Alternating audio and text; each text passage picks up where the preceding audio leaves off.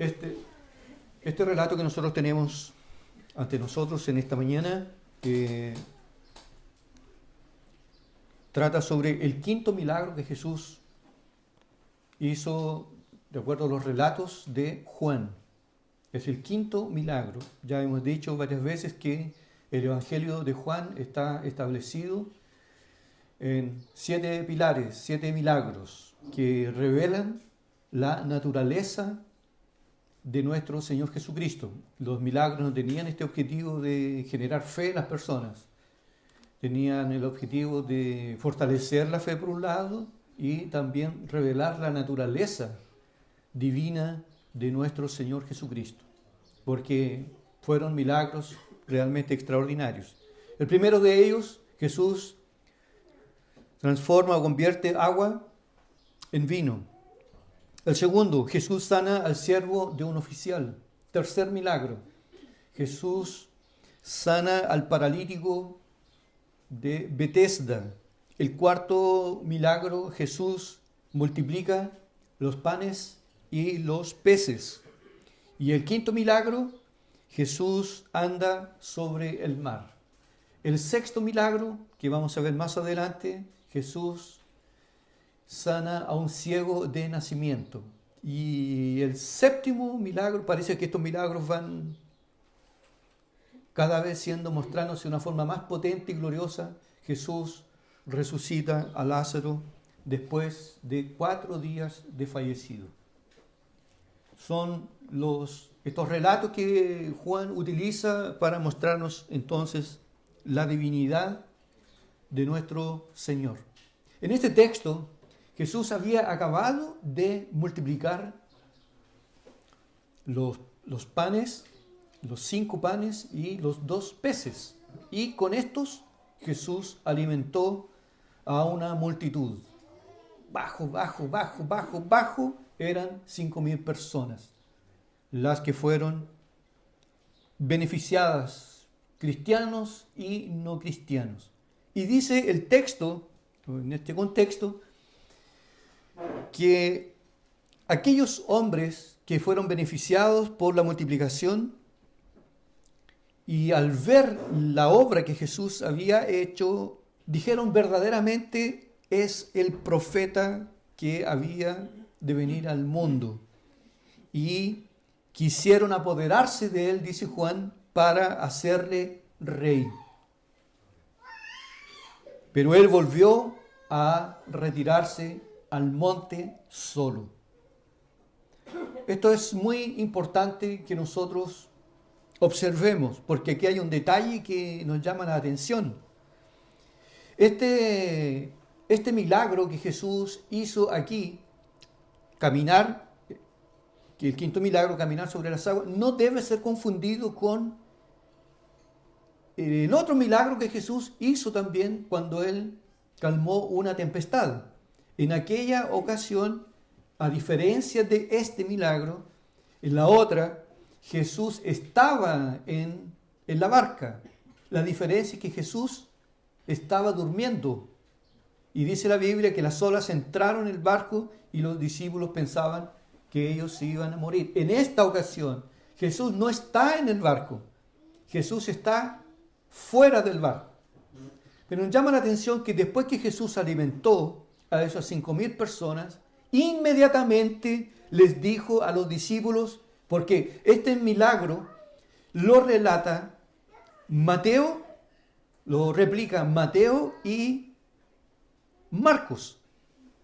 Incluso Mateo y Marcos nos aportan otras informaciones. Por ejemplo, aquí Juan no lo relata, pero fue en esta oportunidad que Pedro caminó sobre las aguas. En un momento cuando Jesús, él quiso comprobar que realmente era Jesús, él salió y anduvo sobre las aguas. Después de haber hecho entonces este milagro, Jesús inmediatamente, dicen los evangelistas, que le dijo a los discípulos que entraran en la barca y se fueran al otro lado, al otro extremo norte del mar de Galilea, que no es mar, es un lago. Es un lago. le dijo que inmediatamente se fueran, porque la multitud quería hacer o proclamar a Jesús, querían proclamarlo rey. Querían proclamarlo porque era un buen negocio. Jesús hace milagros, Jesús los sana y Jesús los alimenta. Y dijeron, esto es divino. Él podría ser nuestro caudillo, podría ser nuestro líder. Entonces Jesús, cuando ve este cuadro, le dice a los discípulos, ustedes váyanse luego. Y él se quedó allí, despidió a la multitud, le dijo a los discípulos que se fueran, porque él iba atrás. Después yo los alcanzo. El texto sagrado agrega que era ya casi de noche. Una actitud un poco imprudente del Señor. Hacer que sus discípulos pasaran al otro extremo del mar de Galilea en la oscuridad. Probablemente Jesús tenía en mente de que los discípulos no aguantarían la gloria que probablemente se les daría a ellos por haber participado en la multiplicación de los panes y los peces, y los discípulos podrían ser seducidos por la idea de que realmente la multitud tenía razón, de que lo proclamaran rey. Entonces, por este motivo probablemente Jesús les dijo a los discípulos, vayan e inmediatamente entren en el mar y diríjanse hacia Capernaum. Entonces vemos aquí en primer lugar que los discípulos obedecen a la orden de nuestro Señor, porque el texto dice, al anochecer descendieron sus discípulos al mar. ¿En obediencia a qué? ¿Por qué causa? Porque Jesús lo dijo. Jesús no los aconsejó, ni les dio alguna orientación, una sugerencia.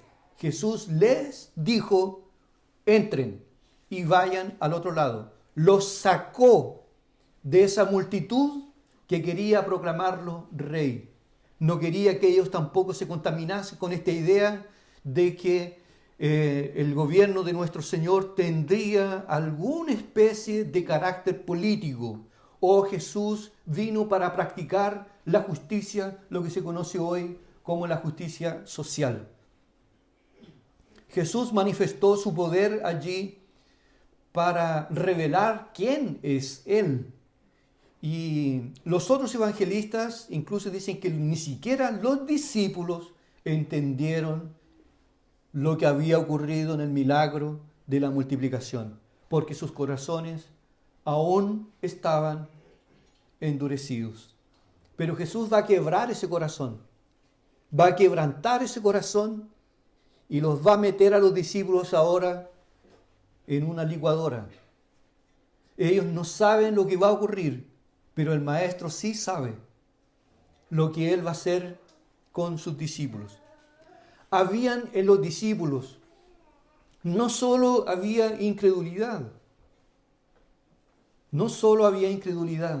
también habían algunos trazos de superstición. Porque ellos cuando vieron a Jesús que se les acercó en la noche, en medio de la tempestad, ¿qué dijeron ellos? Es un fantasma. ¿Y los fantasmas existen? ¿Existe gente que pena? ¿Existen muertos que aparecen? Pero ellos creyeron que era un fantasma. Y Jesús va a arrancar de ellos esa superstición. Los discípulos obedecen a la orden de Jesús, aunque esta orden parece ser temeraria, parece ser peligrosa, parece no ser prudente. ¿Usted orientaría que uno de sus hijos con otro grupo de personas entrase en el mar casi en nuestro horario hoy a las 6 de la tarde para irse a la isla Santa María, sabiendo que la travesía es peligrosa? De acuerdo con nuestra mente racional, no es algo prudente, no es algo ni siquiera inteligente, pero Jesús orienta a sus discípulos que lo hagan, porque Él, la verdad, tiene el control sobre todas las cosas. Y esta travesía no es nada más ni nada menos que va a ser una experiencia pedagógica. Los discípulos van a aprender aquí que Jesús tiene el dominio, no solamente sobre las cosas materiales, inertes, como el pan y los pescados, sino sobre toda la creación, incluso sobreponiéndose a las leyes de la naturaleza. Aquí nosotros, como vamos a ver un poquito más adelante, la verdad nosotros aquí en este milagro ocurrieron 4 milagros. ¿Se dio cuenta o no? Que aquí en este milagro ocurrieron 4 para revelar la naturaleza gloriosa y poderosa de nuestro Señor. Dice el texto que cuando ellos partieron estaba ya oscuro. Debían ir a Capernaum, pero Jesús aún no estaba con ellos. Hay cosas que uno a veces no entiende, ¿verdad? ¿Por qué Jesús a veces nos mete o permite que nosotros atravesemos y pasemos por aflicciones? Yo creo que todos nosotros quisiéramos atravesar el mar a esta hora, con este clima y con este sol y con Jesús al lado. ¿No es verdad? Y todos nosotros quisiéramos vernos libres de cualquier tipo de cosa que nos cause aflicción, que nos cause dolor, que nos cause angustia, que nos cause estrés. Todos quisiéramos. Pero Dios tiene sus métodos. Y a veces Dios trabaja de una forma en que nosotros no lo entendemos, ni lo comprendemos.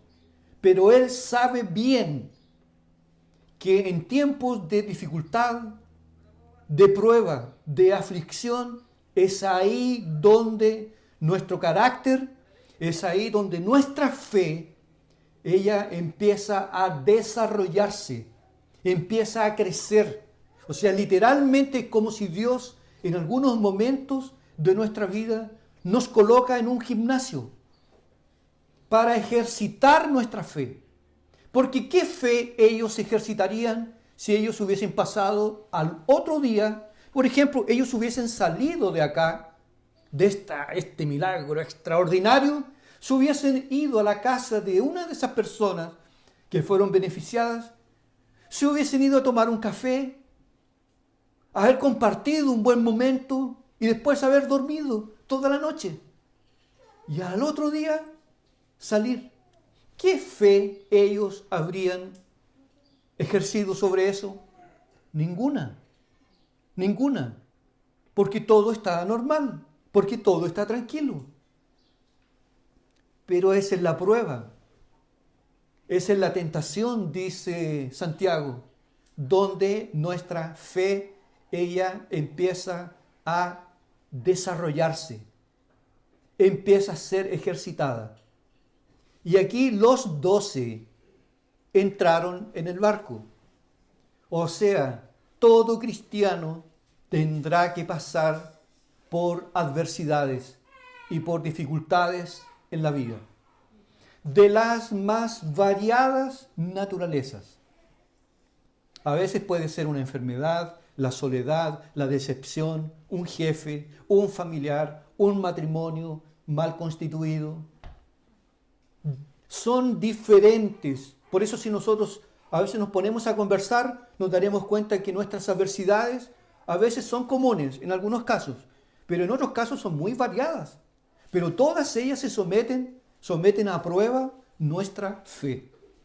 Para que usted también tenga clara la noción de que el Evangelio no es un Evangelio, el Evangelio de nuestro Señor, no es un Evangelio que proclama y levanta la voz a favor de la prosperidad, que nosotros no vamos a sufrir, que nosotros solo vamos a crecer, que nosotros vamos a enriquecernos, que nosotros vamos a avanzar en todos los aspectos que tienen que ver con la vida material.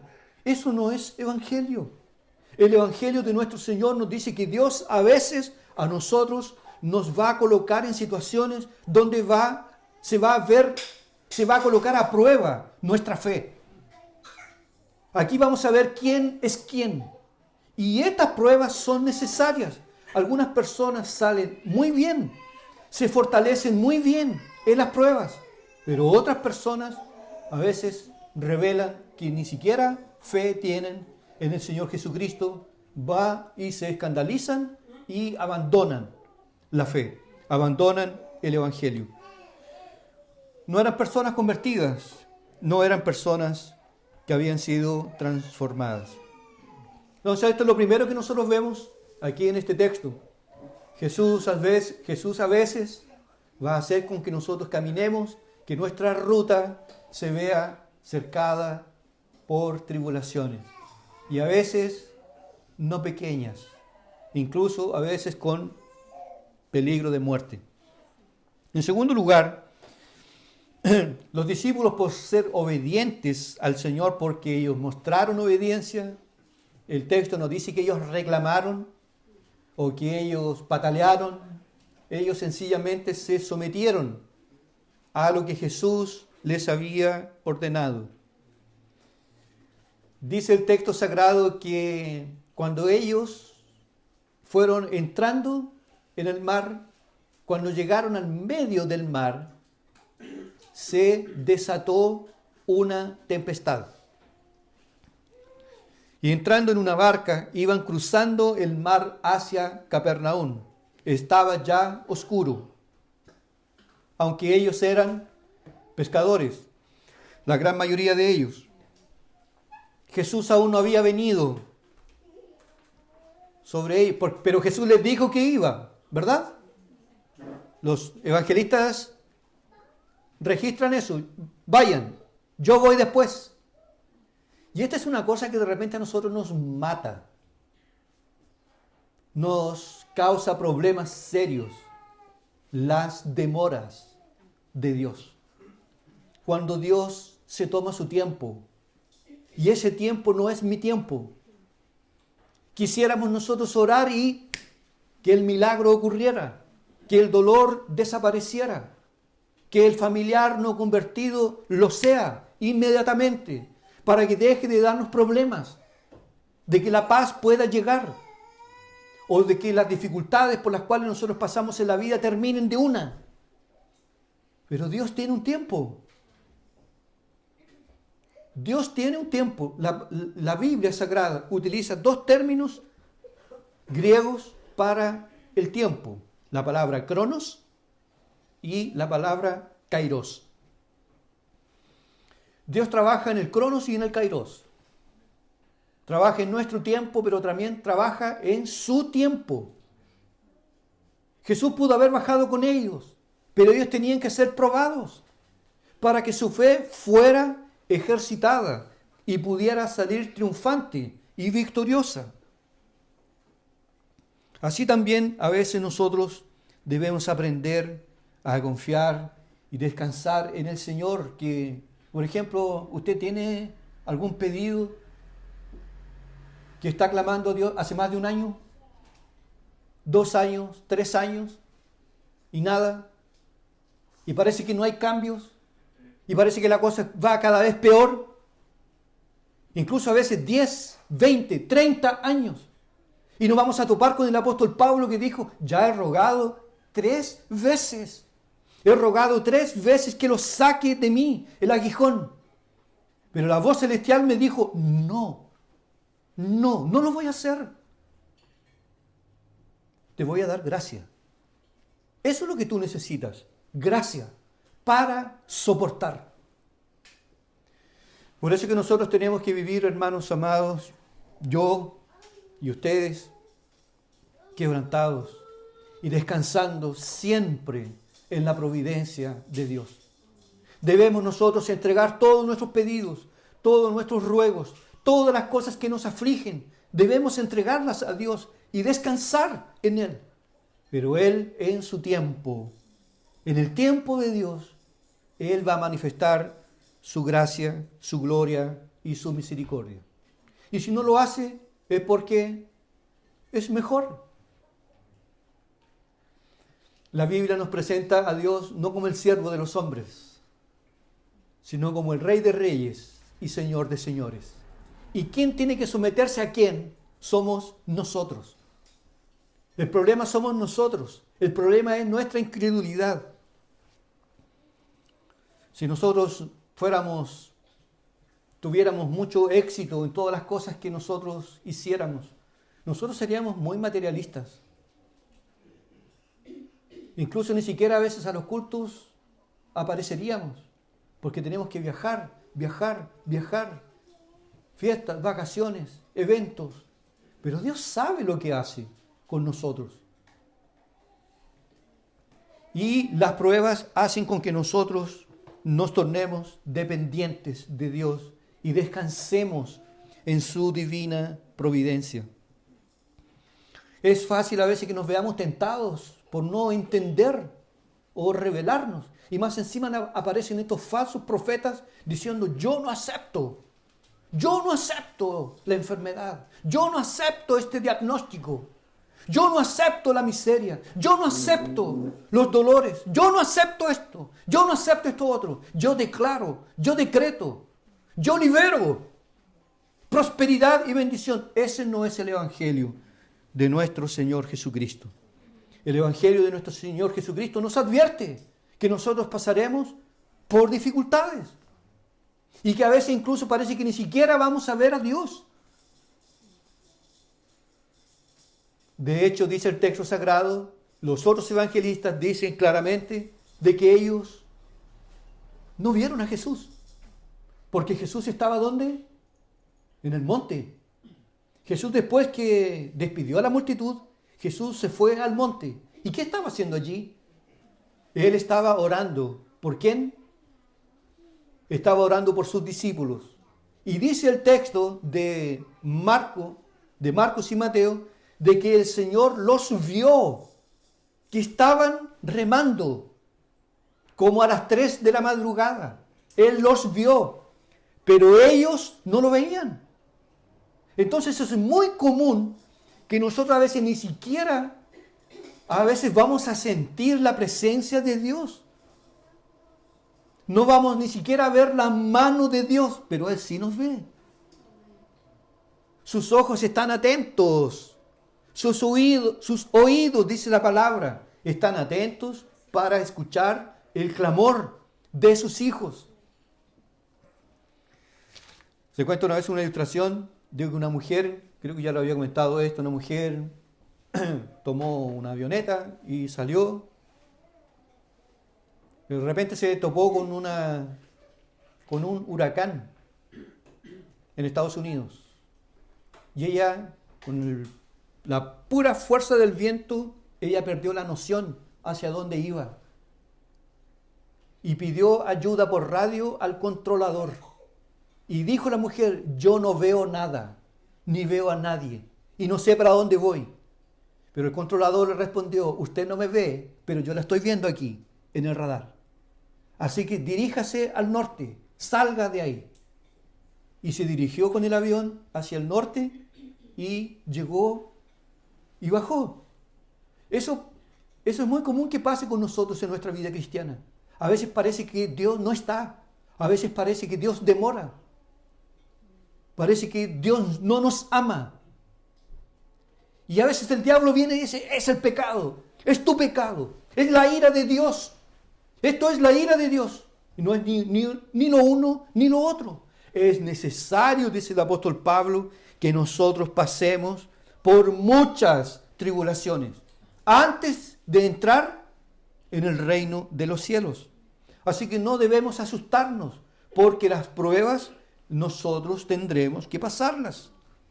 Tendremos que enfrentarlas. La pregunta es ¿cómo? ¿Cómo las enfrentaremos?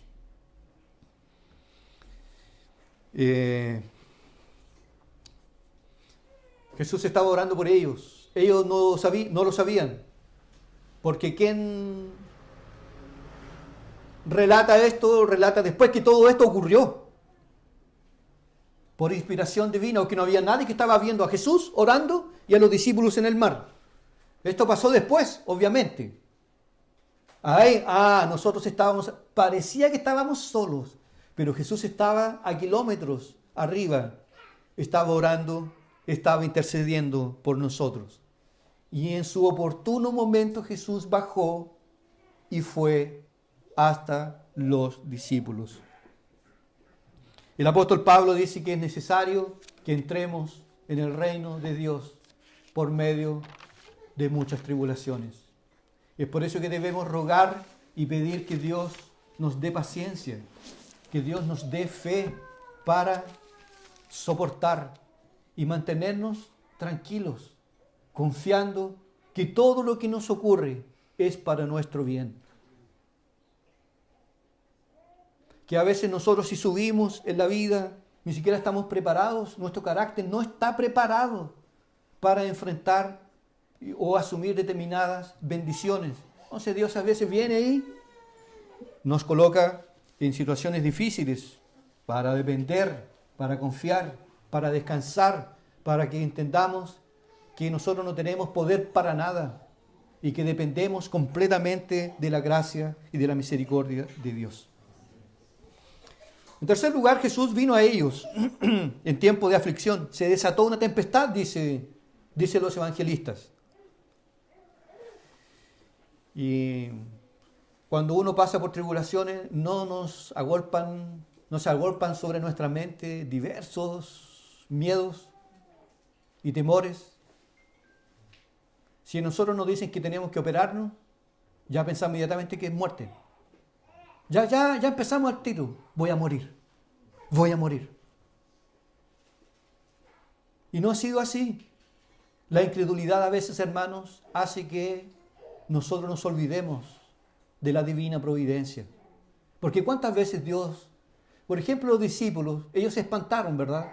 Se espantaron. Pero ellos no habían pasado otra tempestad. ¿Y qué pasó allí? ¿Jesús no los ayudó? ¿Jesús no trajo calma? ¿No manifestó su poder y su gloria al nuevamente por medio de sus palabras traer tranquilidad en el mar y a ellos? Pero ellos estaban aquí espantados. Juan dice que ellos tenían miedo, tenían temor de que lo peor podría pasar. El miedo es una manifestación de la incredulidad. Porque la palabra dice claramente, en el día que temo, yo en ti confío. En el día que temo, yo en ti confío. Yo sé que estoy en las manos de Dios.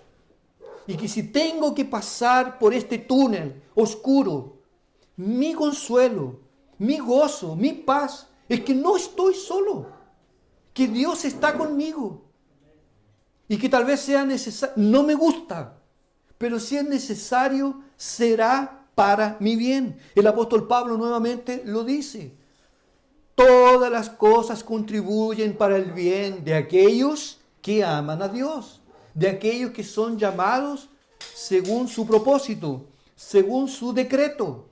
Nosotros no somos pájaros, no somos pajaritos, nosotros no somos animales para Dios, nosotros somos sus hijos, somos la niña de los ojos de Dios.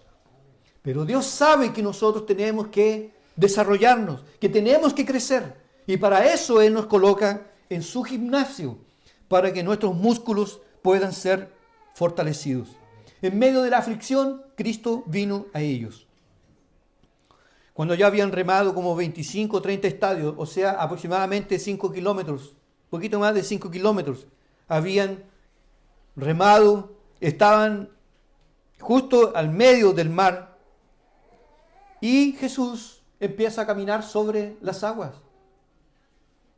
Rompe Jesús aquí o quiebra la ley de la gravedad y empieza a caminar como si fuese tierra firme. Los liberales dicen, no, Jesús no caminó sobre las aguas. Los liberales son los teólogos que niegan todo lo milagroso y extraordinario en la Biblia. Jesús no caminó sobre las aguas, dicen ellos. Lo que pasa es que allí había mucha niebla. Y Jesús estaba en tierra firme. Y ellos tuvieron la noción como que estuviera caminando, pero Jesús no. Y dicen ellos, porque cuando Jesús entra al barco, ya están en la orilla. Entonces no fue que Jesús caminó sobre las aguas, pero la Biblia dice que Jesús caminó sobre las aguas. Jesús caminó sobre el mar para manifestar que Él tiene el poder y todo el poder en su mano. Y que todo lo que quiere hacer, hace para su gloria. Y si Él considera por bien intervenir y suspender una ley de la naturaleza para manifestar un milagro, Él lo va a hacer. Él lo va a hacer. A veces lo hará de una forma natural. Un milagro puede ocurrir, o una divina providencia puede ocurrir de forma natural, que en medio de una enfermedad terrible, un médico, un capo, un hombre muy inteligente, puede hacer un buen diagnóstico y puede aplicar un buen tratamiento a esa persona. Y esa persona pueda sanar. Eso puede ocurrir. Pero también Dios puede, cuando el hombre no puede más, Dios puede intervenir soberanamente, rompiendo todas las leyes de la naturaleza para manifestar su gloria y beneficiar a los suyos. Porque somos amados. Jesús no coloca a los discípulos en una tempestad porque está molesto con ellos, porque ellos no entendieron lo de la multiplicación. No, nosotros no podemos pensar que a veces pasamos por dificultades que escapan de nuestro control porque estamos bajo la ira de Dios. Nosotros somos amados. Y la Biblia dice una y otra vez que todos los hijos de Dios y las hijas de Dios son amadas. Le dijeron al maestro: Señor, aquel a quien tú amas está enfermo. ¿Y qué hizo Jesús? Voy. ¿Pero cuándo? En mi tiempo. Y esperó 4 días. Y cuando llegó allá, Marta salió corriendo, diciéndose como en un ton de amor y reproche: Señor, si hubieras estado aquí, mi hermano no habría muerto, no habría fallecido. Jesús le dijo: aquel que cree verá la gloria de Dios. Sí, yo sé que un día veremos la gloria de Dios. No, ahora. Y Jesús literalmente esperó que Lázaro entrara en el proceso de putrefacción. Porque la propia Marta le dijo: Señor, hiede ya, porque es de 4 días. Porque en 4 días ya empieza ya el caos. Y Jesús, tranquila, remuevan la piedra. Y lo llamó por su nombre. Porque si no lo hubiese llamado por su nombre y le hubiese dicho: ven fuera, habrían resucitado todos. Tamaño su poder, tamaña su gloria, su potencia. Dijo: oh, Lázaro. Porque si dice ven fuera, todos se levantan. Porque ¿quién puede resistir a su palabra? ¿Quién puede resistir a su poder? Nuestro trabajo es confiar en Él. Señor, ayúdame a confiar en ti. Que todo lo que escapa de mi control está en tus manos. Que si Dios llama a uno de los nuestros, descansar, que Dios sabe lo que hace. Sabe lo que hace. Y Jesús llegó a ellos caminando sobre las aguas. ¿Reacción? ¡Oh! No. Espanto. Espanto. Superstición. Es un fantasma, dicen los demás evangelistas. Dijeron 2 veces, gritaron, espantados. Porque ¿qué hace el miedo? El miedo hace creer que un muerto anda caminando dentro de la casa, que andan penando. Y gente miedosa como yo nunca vi, porque era incrédulo. Y más encima me enseñaban mentiras. Cuando vayas al cementerio, no pises la tumba, que te puede salir una mano y agarrarte el tobillo. Y yo lo creía. Si fallecía alguien, me traía la curiosidad de ir a verlo en la urna, pero después no podía dormir. Un terrible miedo. Bueno, ese miedo se evaporó el día en que creí. Jesús también nos libra de la superstición. El gato negro, la escala, sal gruesa y una infinidad de creencias que no tienen ningún fundamento en la palabra de Dios. Porque nosotros partimos desde las Escrituras. ¿Y las Escrituras dicen que alguien pena? No, allí murió tu abuelo, me decían. Y es por eso que tú a veces escuchas el catre crujir. Yo hacía como el Chavo.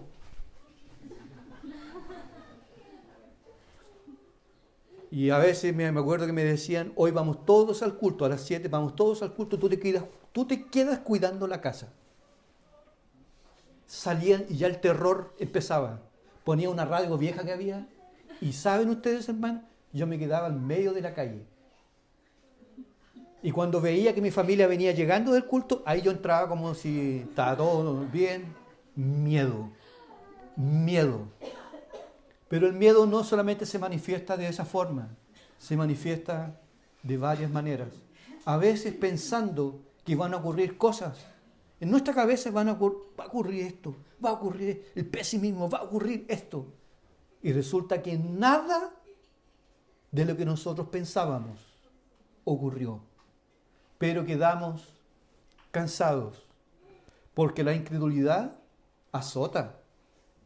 La incredulidad no trae paz, no trae gozo, no trae felicidad. Jesús le dijo, soy yo. Y ahí cobraron ánimo y lo recibieron. Y cuando él coloca el pie en la barca, dice la Biblia, bonanza total. Pero los otros evangelistas dicen que Pedro dijo, si eres tú, di que yo ande también sobre las aguas. Y Jesús le dijo, ven. Y dio unos par de pasos.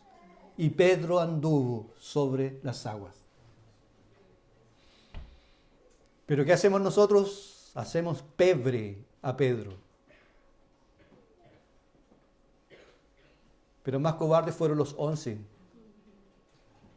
que no se atrevieron. Por lo menos Pedro puede decir, yo anduve. Unos par de centímetros, pero anduve. A veces es fácil criticarnos a alguien que intenta hacerlo. Que lo más cómodo es quedarse en el barco y criticar.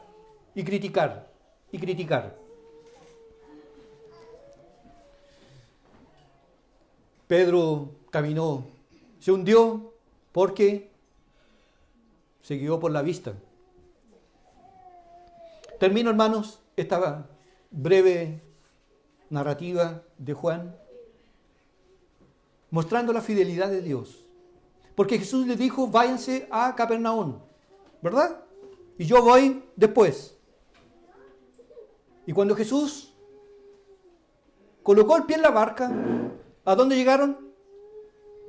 Llegaron a Capernaum. O sea, si Dios dice que nosotros vamos a determinado lugar, vamos a ir. No importa lo que pase. Por ejemplo, el Señor nos ha dicho que todo aquel que cree en Cristo no verá la condenación, sino que pasará de muerte a vida. Y un día entraremos en las mansiones celestiales. Nuestro cuerpo quedará aquí por algún tiempo para ver la corrupción, pero nuestra alma redimida entrará en la presencia de Dios. Y en este intervalo entre la conversión y nuestra glorificación, en este tiempo que se llama vida, pasaremos diferentes avatares. diferentes dificultades, diferentes vicisitudes, pero vamos a llegar, porque Jesús lo dijo.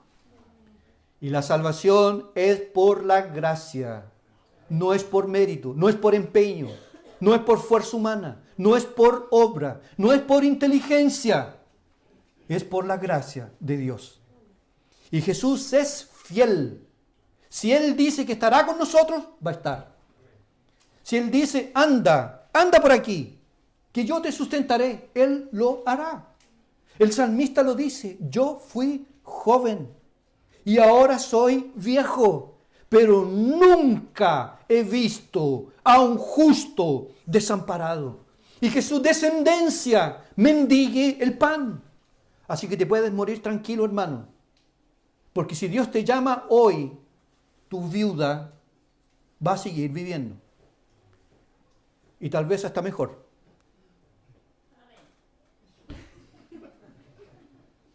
Y tal vez hasta mejor.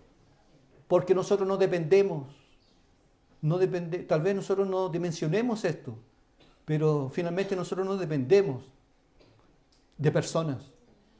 Dependemos de Dios. Dios cuida de mí. Cuida de mi vida. Mi vida está en sus manos. No está en las manos del gobierno. Ni mucho menos en las manos de Satanás. Y allá tengo que andarle rogando al diablo, suplicándole que me devuelva la salud, que me devuelva lo que es mío. Si el diablo fuese verdadero, también diría, bueno, te voy a devolver todo lo que es tuyo. Todo lo que es pecado, corrupción, vergüenza, iniquidad, ahí.